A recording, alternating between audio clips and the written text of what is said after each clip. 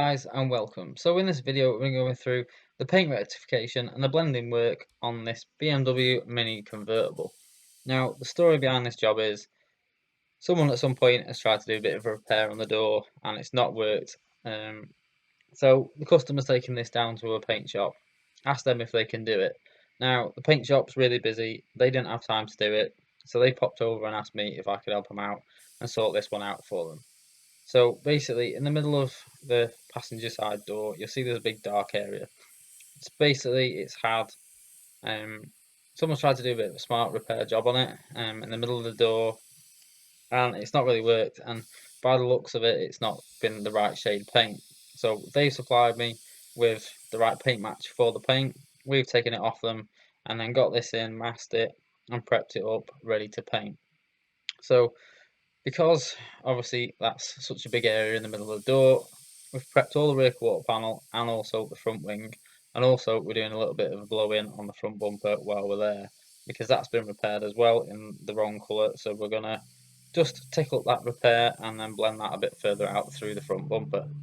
So in order to prep this, what I did was I used P1000 dry pads, P1000 dry discs, sanded all the areas all the way around the car, made sure everything was nice and smooth. The repaired area in the middle there that you can see is the dark patch.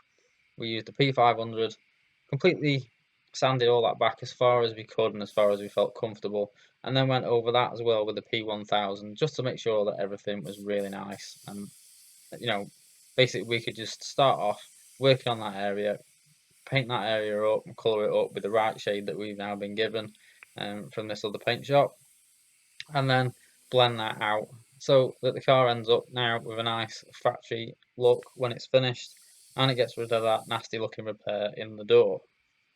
Now there's a few issues with a job like this. Number one being that dark patch. Obviously we need to lighten that down and then blend that out to make it a nice seamless factory look. Also, we don't know what kind of paint and base coat has been used on it before, so what we're going to do is we're using solvent base coat. We've done a 1-to-1 mix with paint and thinners so that we can dust this on really nice and lightly.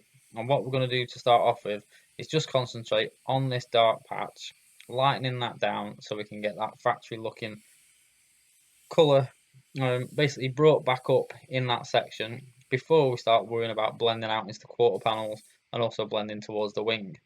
The other thing we need to be careful of on the wing is that we don't hit that wing bonnet edge. If we hit that wing bonnet edge, then there is a chance that we're going to end up with a shade differential on the paint, which obviously, bearing in mind, this whole job we're trying to rectify a poor colour match on this job anyway. We don't want to end up leaving a panel a shade off against another panel because that's just kind of defeating the whole point of doing it. So we're not putting this down at this point in wet coats, just to be on the sort of like rather better safe than sorry side, if you will. We're just putting it down in nice dusted coats, not getting that too wet, because the more solvent we put in that, the more chance we've got of getting problems like the paint frying up, reactions and stuff like that. So we do need to take this stage really carefully, and if needs be, in between your coats, use the air from the spray gun and just dust a bit of air across, so that will dry it down and just help those thinners and those solvents evaporate out a little bit faster, just so that wet solvent isn't sitting on that old paint from the old repair. Now it will take a few coats doing it this way. Obviously if you put it over wet, it's going to cover really quickly, but I find that if you use a 1-to-1 mix, it'll blend in nice. It's going to land nice, so you're not going to end up with any sort of dry areas, because obviously being a 50-50 mix, it's still a very wet mix that you're putting on there. But we're doing it 50-50 just to make sure that we can be a little bit more careful in how we actually putting the colour down, because the last thing that I want to do is now end up with a big bit of reaction in the middle of this door when I'm trying to do such a careful blending out job to try and make this car look right and get it back to looking how it should when the customer probably bought it back in the day. Now the same thing goes on this bumper. The bumper had the little repair, so again we're just doing the same process on that. Nice light dusted coats just to make sure that things are nice and even, and also that we're putting it down nice and carefully to eliminate any risks of any paint reaction and blistering or anything like that could cause problems, because the last thing I want to do really now is start sanding bits down and trying to touch bits in, especially using solvent, because solvent's not the most forgiving when it comes to paint reaction and stuff like that. Also, by doing this in light, gentle coats, it's allowing us to build this colour back to how it should be and how the factory colour should look in very light stages, rather than trying to put it back to the full factory colour in one real good thick wet coat. It means we can gently bring that back up to the shade that we need, because obviously the other point is this bonnet on this car does touch the bumper edge, so we want to make sure that that colour looks spot on when we finish this job. So at that stage, after that last coat, I took 10 minutes out of the booth to let all that dry down, came back in and gave it a tack rag off, and now we're going to start again with the same process, but we're going to start working a little bit on the blends now to get a bit of an idea how well this is going to blend in and feather out on this colour. Now, there are a few tricks to silver. I found before that once I struggled with silver, I put it down, looked really good, it looked spot on, and then when I unmasked the rest of the car, it looked like it was really dark. Now, one thing with silver is, on your drop coats, try and turn your pressure down and really increase your distance from the panel if your blend areas are starting to look a little bit too dark. What this will do is help the metallic land more as it needs to be on the surface of your panel. Now, there is a little bit of science behind this, basically, that a paint rep once told me that if the air pressure is too high, what happens is that the metallic particles get buried too far in underneath the wet binders and tinters inside the paint itself. So the metallic and the lighter part of the colour doesn't actually show through to the surface as much as you would, well, it would. So at a stage like this, where you're getting towards the end of it, and you think, right, well, my blend edges here are starting to look a bit dark, then drop your pressure down, move further away from the panel, dust a few light coats on, and you will see the panel and also your blends really starting to brighten up and lighten up as well. And it is a little trick that I learned a few years ago, and it really does help on your silvers, and especially like this. This is a really whitey silver. It's a very light silver. So where it starts to look a little bit dark at the back and at the front, just drop that pressure down, move yourself back a little bit, slow things down, and just really nice and light dust that on. You will help those metallics to land on the surface rather than get buried by the excess air pressure. So you'll end up with a cleaner, nicer, neater looking job. The other thing, obviously, I've got the benefit of having a Lumilight, but even if you haven't got a Lumilight, if you've got, maybe you've got a sun gun, or maybe you've got a little colour check light or something similar, there's loads of different colour check lights out there. I like this Lumilight because I can do it on the car whilst I'm doing it, and I can see exactly how my blends are looking as I'm painting. Now, for a colour like this, which is extremely awkward to blend and extremely awkward to make sure is laid down right, this little light on your spray gun is an absolute lifesaver. I can put it on, I can paint and I can blend awkward colours like this. If it's something like a black, then I won't be using it. But something like the BMW video that we did, it was ideal for that. That was a really awkward blending colour. The redo on that alone would have cost me as much as buying a light. Same on a job like this. The redo on this could have cost me as much as actually buying this light format base coat gun. So it's more than worth investing in something like this if you struggle with some of these more awkward colours. So we're getting basically towards the end of the blending stage on this. Now, I did exactly what I said before. Once I'd finished this last coat, I made sure that this colour was looking nice and even. I then dropped the pressure on the spray gun and did 2 light drop coats just to lighten all those blend areas up and give it that nice, even, lighter look that the side needed to make sure that it matched in with the rest of the existing car that we're trying to blend it into. Now, I did record those, but I managed to lose the footage somehow, so I don't quite know where that went. But as I said, it's basically the exact same process I'm doing now, but just move a touch further away, drop your pressure, just so those metallic particles land on the surface of the panel, a bit more prominent, so that it'll lighten that side up, and you'll have no problems and no issues with the colour then on that side. So spray gun wise, for the clear coat, I decided to go again with the Starter 5000 RP Digital in a 1.2 clear setup. Now I've gone for this job. I used it on that bumper for the first time and it put out really nice, bit too nice of a factory finish, but it gave me a really nice finish and it was my first time using it, so I thought I'd have a bit of a play with it again.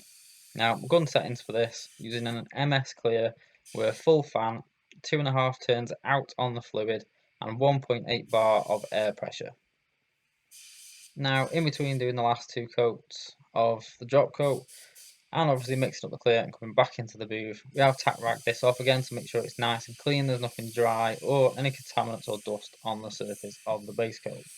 Now this first coat, we're going to go over it. We're not going for a really heavy wet glassy coat. What we want is a nice fine full closed coat now over this that's wet but not too wet. That's going to give us something really nice then, so that when we come around to putting the second coat of clear coat over this side, that we've got something nice and tacky and really well flashed off for that second real nice wet coat to grip to. Now as you can probably see, I've got the floor and the bottom of the car masked off. I've done that. Obviously running 1.82 bar of pressure through a spray gun does push a lot of air out, and this does have a huge fan. So all I've done is put a piece of paper on the bottom and just sealed that gap off to make sure that when that air is blowing down that side there, that it's not going to blow any dust or contaminants off the floor that could blow up into the air or blow up into the job. With it being a silver, it needs to be a nice clean car when it's finished. Now, door handle wise, ideally it'd have been better to take that out, but if anyone's done one of these BMW Minis before, you'll know it's an absolute pain to get the door handles out on these. So like some of the arch edges, around the door handle, etc., we've used a nice 3M blue fine line tape. That'll mean that if we pull that off while the paint's still wet, it's going to leave a real nice clean edge around those areas. Now, one thing that I will take note to for you guys is round fiddly areas like this, don't try and run your gun full bore. If you get any little areas like that where you think you might be going a bit too wet and you might get a run, just feather that trigger a little bit. You don't have to pull the trigger all the way in, just feather that trigger so you can end up with a nice clean finish. And one thing I do like about this starter, as you can see there, that's coat number 1, done and dusted that quickly. Now, as soon as I think that the car's ready, it's had 10 to 15 minutes to flash off, I will just touch any tape edges, like so, just to make sure that's nice and tacky, ready to take this second coat. Now, on this second coat, what we've done for you guys is kept the settings on the spray gun exactly the same as the first coat. So all we're going to alter now, to get that real nice wet look, is basically we're just going to slow things down a little bit, which is going to enable the paint to land a little bit heavier, which for us is also going to enable that tiny little bit of factory peel. Because obviously the one thing that I don't want to hit on this now is I don't need this door, this wing and this quarter panel ending up with an absolute glass finish. This needs to have a little bit of peel, or else we're not doing a factory refinishing job.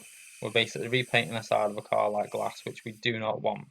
So when doing repair work and refinishing work, it is one of those things that sometimes for guys like myself that do a lot of respray work, and obviously we're going for the ultimate finish we can get, you do have to sometimes back yourself off from the job a bit and almost consciously stop yourself from going that little bit too far, because the side of this car does need that factory peel look and not a real glassed out finish. And the way that I've done that is obviously just, rather than putting an extra half a turn in, so we're putting extra fluid out, which is going to flow out that little bit faster, and we're going to end up with too smooth of a finish. We're keeping the same settings and the same pressure. We're just slowing down a tiny little bit so it goes on nice and wet. But because we're not putting too much extra material on, as if we were putting an extra half turn on the fluid, we are going to leave that nice little bit of a factory peel look. And I have to say, if you look at the car at the end, it did look stunning. The peel on it was absolutely perfect. It wants a couple of little nibs doing on it, and the only thing that I might do is just give the top section of the doors a tiny little bit of a polish, and then we're going to be absolutely spot on. And obviously I'll have the blend on the front bumper just to give a little bit of a polish, and then this car will look really nice and seamless. And I have included the footage at the end so you can see the car in the workshop in the natural light and have a look at all those blends and everything on there. So you can see for yourself that doing it this way really does give you a real nice clean finish. And for those areas that earlier on look that little bit dark, once we get it outside, because we put those 2 light drop coats on, really do look really nice. And again, areas like that, that is where you just want to make sure that you feather your trigger and you don't go too hard, smashing the paint inside that area, because it's going to be a really easy area that it can run. So just be nice and gentle, and more than anything, just take your time, don't rush it, because if you rush it, the redo is going to be a lot worse than, taking that extra few seconds when you're in the booth. You probably see me there. I know that might baffle some of you, but the starter RPS cups also do bend at the neck. So when you've got an area like that where I was struggling for room on the front of that bonnet edge, I could just bend that starter RPS cup back and it will stay there out of the way. But I'll touch a bit more on that in future videos so you guys can see in a bit more detail about these RPS cups. So guys, that is about it for this mini video. Hope you've enjoyed it. Hope we've put enough information in there for you. If you've got any comments or questions, don't forget to leave them in the boxes below. As you can see, it's come out really nice and clean, and I have to say that I'm happy with it. So thanks again for watching, guys. If you're new to the channel, don't forget, give us a like, don't forget to subscribe, and hope you've enjoyed the video and the hints and tips, and we'll see you again soon when we pop up the next video.